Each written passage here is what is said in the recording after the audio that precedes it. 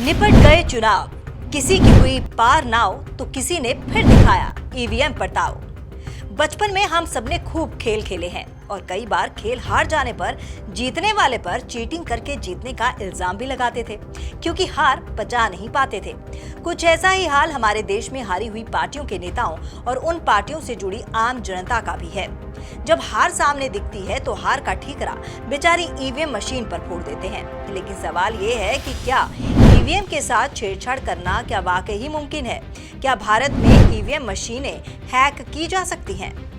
भारत के चुनावी इतिहास की बात करते हैं तो ईवीएम मशीनों के प्रयोग से पहले देश भर में अलग अलग स्तरों पर होने वाले चुनाव मतदान केंद्रों पर हमले, मतपेटियों में मत भरने जैसी घटनाओं से प्रभावित रहे हैं। और ये हमले राजनीतिक पार्टियों के लिए काम करने वाले असामाजिक तत्व किया करते थे।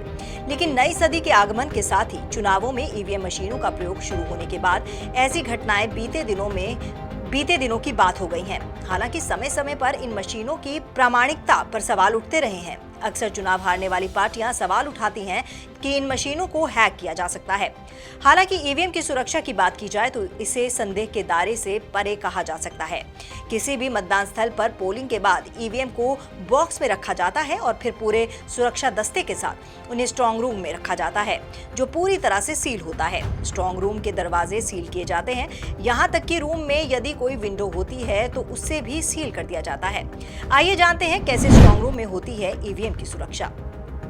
स्ट्रांग रूम की होती है 3 स्तरीय सुरक्षा। स्ट्रांग रूम का मतलब उस कमरे से है जो पूरी तरह सील हो और किसी भी गैर आधिकारिक व्यक्ति का वहां प्रवेश ना हो सके। मतदान के बाद ईवीएम स्ट्रांग रूम में रखी जाती है और इनकी सुरक्षा के लिए चुनाव आयोग पूरी तरह से सतर्क रहता है। देश भर के स्ट्रांग रूम में ईवीएम की सुरक्षा चुनाव आयोग 3 स्तरों पर करता है। इसकी सुरक्षा के लिए केंद्रीय अर्धसैनिक बलों की तैनाती रहती है। केंद्रीय बल स्ट्रांग रूम के भीतर की सुरक्षा देखते हैं, जबकि बाहर की सुरक्षा राज्य पुलिस बलों के हाथों में होती है। बेहद कड़ी निगरानी। स्ट्रांग रूम की सुरक्षा की निगरानी जिले के डीएम और एसपी के हाथों में होती है। साफ है कि प्रदेश सरकार के अधिकारियों के हाथ में भी स्ट्रांग रूम की निगरानी की जिम्मेदारी होती है। स्ट्रांग रूम के सीलिंग के वक्त राजनीतिक पार्टियों के प्रतिनिधि मौजूद रहते हैं। इन प्रतिनिधियों को भी अपनी तरफ से सील लगाने का अधिकार होता है। कैमरे का पहरा। स्ट्रांग रूम के बाहर सीसीटीवी कैमरे इंस्टॉल में होते हैं। इसके अलावा सुरक्षा बलों के पास एक लॉग बुक भी दी जाती है, जिसमें हर आने जाने वाले की डिटेल होती है।